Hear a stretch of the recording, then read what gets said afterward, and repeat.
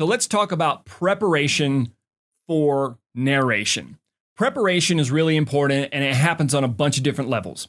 Like we went over in section 1, you've got to make sure that your environment is right. I think I kind of touched on this in section 1 as well.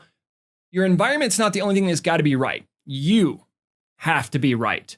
You're getting ready to deliver a performance, and so you need to be prepared to deliver that performance. So you need to make sure your body's in the right place. First things first, make sure you drink plenty of fluids. You can drink water all day long, but it doesn't actually lubricate the vocal cords. The vocal cords are actually lubricated and, brought up to snuff by how hydrated your body is. Well, nothing hydrates better than water. Okay, so make sure you're drinking lots of water, especially, the day before you're going to narrate, a few hours before you're going to narrate. Just whenever you can, drink water. Just all around, it's good. I'm from Colorado, and so water is the law. You drink lots of water so you don't get a headache.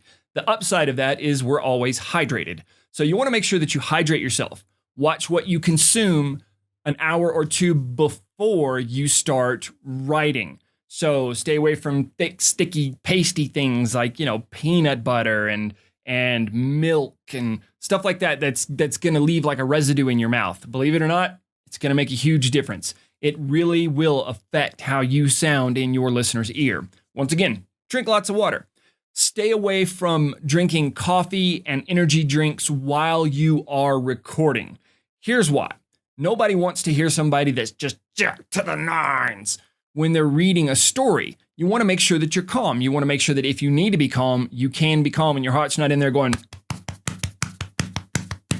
Okay, so stay away from energy drinks and things like that. Another tip in preparation for narration is to actually read what you're going to be narrating. So if you're going to be narrating 2 chapters, make sure that you've read those 2 chapters prior to stepping into the sound booth or to your recording station or wherever it is that you're recording.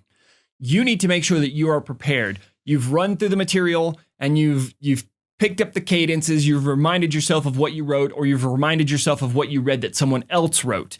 It's very, very, very important that you get this part down. Practice, practice, practice, practice.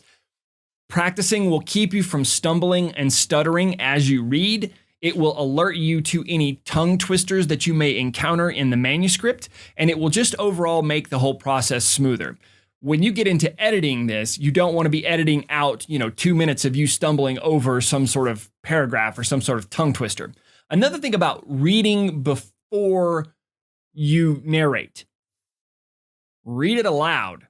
Don't just skim through it and read it out loud. Remember, you're getting ready to narrate this and you're going to have to project. So you need to know where you're going to have to summon up that power in your lungs in order to project. You need to know where you're going to actually encounter that tongue twister and how one word is going to flow into another. So reading aloud and reading beforehand is very, very, very important.